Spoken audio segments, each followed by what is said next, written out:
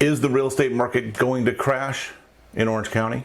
Well, there's a few factors that we have to take a look at to decide, but the simple answer is yeah, of course it will. Eventually it will. It always does. There's always cycles. They go up and they go down. The real question is, are we more on the cusp of heading that direction? Are we going in the direction of a crash? And there's some factors that we have to take a look at. And so, for example, I just did a video almost 2 months ago where I pulled up a broad area in the multiple listing service, and I showed that there was 85% of all the homes that were selling at or above the actual original list price. So that meant that people were fighting over the properties. They were putting in multiple offers and all that good stuff. And out of that 85%, 80% was above list price. Only about 5% was actually still at the original list price, so it just sold for what they were asking for. However, those numbers have shifted, and if we take a look and we go over to the MLS right now, if I look at here and it's the same search that I did back then, and I start scrolling down, you start seeing these red arrows, and you're going to find out that there's a whole lot more red arrows, meaning price reductions, than there are green arrows, meaning that there was a price increase. Where there's no arrows, that means that it's just still at the same price that they originally put it at. But also pay attention to this column here too as we scroll, because you're going to see the days on market, they're growing. They're growing. So let's look at the next page. If we go, again, a lot of red arrows and very few green arrows. By contrast, only 2 months, less than 2 months ago when I did that video. So this is important to see that, hey, we're kind of floating on the top of this little shift that's going on here. And I can go page by page and show you every single page, but it looks the same. Red arrows, ton of red arrows, very few green arrows. Matter of fact, I'll show you the numbers here. Okay, so I downloaded every single listing that was on that list that I just showed you, and you'll see right here that out of all these properties here, there's all of them here, there's 644 of them. 170 of them have reduced their price. 170, so that's 26%. Okay, that doesn't change that 85% ratio so much. That's not that big to know. The numbers that we have to look at here is the increase price is only at 6%. Remember I said only when I did the video almost 2 months ago, about 80% was at an increased price and only about 5% were still at current list price. Well, now 68% are still at the current list price, and they're getting longer days on market, but the number of reductions have gone way up, the number of increase have gone way down, and now everybody's kind of like, okay, let's just put it at the price that we think we should get, and we'll just leave it there instead of monkeying around and trying to squeeze every last penny, because there's factors that are involved in what's happening in the market, and there's some other really key things. Let's take a look at some of them, and one of them is that the inventory is actually still pretty low. Let's take a look. All right, so now if we look in the MLS and we say, hey, let's look at all available properties. How many properties are there available in Orange County? And I'm just doing single family residence, because if I throw condos in there, it just gets to be way too much. And actually the numbers on condos are kind of a little bit, there's more condos coming on the market. But anyways, let's look at single family in Orange County. So let's take a peek right here.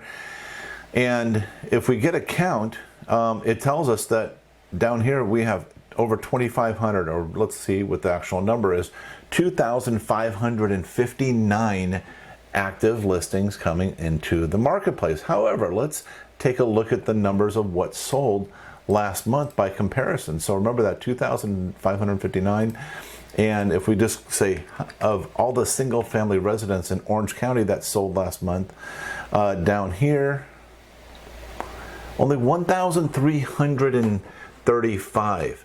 So over 1,200 more homes coming into the market than what sold last month. So inventory is increasing. However, that being said, the inventory is still relatively low, right? The demand still far outweighs what is being made available to the general public. So the inventory is still relatively low. Think about it. The population continues to increase, but houses are not being built. Okay, yes, apartment buildings are being built, but houses are not being built. So that keeps the prices still relatively high, and unfortunately makes it so it's not really affordable for a big chunk of the buyer pool. Okay, let's talk about affordability and interest rates going up. So we know over the last year, interest rates have gone up quite a bit, actually. I mean, more than a couple of percent for sure, because, you know, just a year ago, you could easily get a 3% loan. I even had a friend get a 2.75% loan just in the last year. But now, if you go over and you look at the old, you know, Google and just do a simple search, and this is a way you can kind of keep an eye on things, is you go here and say mortgage interest rates today. They're saying a 30-year fix is at 6.265. Now you can play around with those numbers and whatnot, and obviously get lower rates. But I'll tell you right now, the rates that most of the lenders that I'm talking to, they're definitely quoting into the fives. You know, that's where we're at right now. We're 2% above.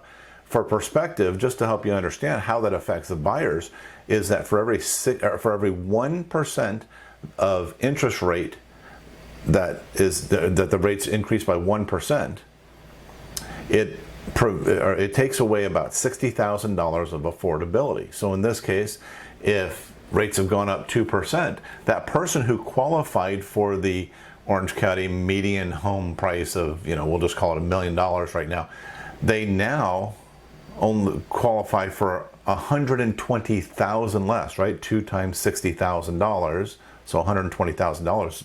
Subtract that from there. So now they're in the $880 range instead of the $1 million range, right? So it makes it tougher for them and effectively shrinks the buyer pool, because it affects everybody. It affects everybody. That person who can only buy the $750 condo, well, now they can only afford to buy $120,000 less, which last time I checked, those homes really don't exist too much in Orange County. Anyway, so rates going up, that is definitely a factor. And then how about inflation? What about inflation as a whole?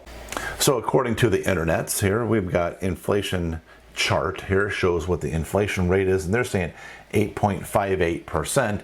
And I don't know if I believe that or not. It sure feels like it's a whole lot more to me when I'm having to, you know, pay a whole lot more for groceries. I'm having to pay a whole lot more for gas. Everything, eating out, forget it, is you know, ridiculously expensive. We've cut that out. You know, everything is just so much higher. Seems like it's more than 8% or 8.5%.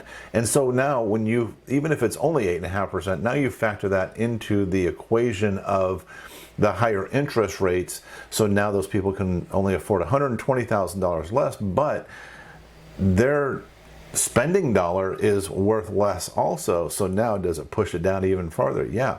And the effect could be that homeowners, as 1,200 new homes come into the market more than what sold last month, you're going to see a lot more price reductions. You're going to see a lot more competition as far as getting people to get their homes sold. Okay, what about the dreaded foreclosure, right? We haven't even had the foreclosures really hit like they should be hitting in this market. There's so many people who did not make payments during the pandemic, and then as they came out of the pandemic, they're like, I can't make catch-up payments. And then there's been other assistance and things like that that have helped these people stay in their homes. But they're gonna come. They're gonna come because, you know, the dam has to break at some point in time. As we know, when foreclosures come into a market, then they're competition, right? And they tend to dump the properties at a much lower price. Well, you get enough of those in a community. Okay, those are the comparable sales that are used to compare what the value of your home is now. And so we haven't even hit yet. So if we take a look at notice of defaults in Orange County, so in the last 3 months, let's get a count, 358 properties had notice of defaults filed on them. That's actually pretty low. But like I said, they are coming. They're on their way, and they will affect the marketplace. But for right now, they're being held off. So the big question is, should you sell your home? Is now the time to sell your home? I mean, is the real estate market gonna crash? And my answer to that is this. Look, if you bought your property with the intention of it being an investment, I would probably give it some very serious consideration, because you can see the factors that are putting pressure on the downward slump of the market right now. And what we know about the real estate market, or what I know about the real estate market over the last 25 years, is that when the market goes down, it goes down a whole lot faster than it comes up. In the last crash, it happened over the course of just a few years till we hit the very bottom, but it still took like 6 or 8 years for it to come back to where it was. If that's how you're looking at it as an investment, yeah, might want to really consider, okay, is it time to cash out? However, if it's like if it's your family home and you're going, well, we weren't really planning on, do we sell just because the prices are going to drop? Well, guess what? The good news is that housing goes through cycles, and so yes, it will drop again eventually, but it will come back again as well. So if you have no plans on moving, well, don't sell just because of panic selling and things like that, of making emotional decisions. But if you're really that worried about it, let's talk about it. We can help give you some advice on that. And the next question is, should I buy? Should I buy a home right now? Anthony, oh my gosh, the market's going to crash.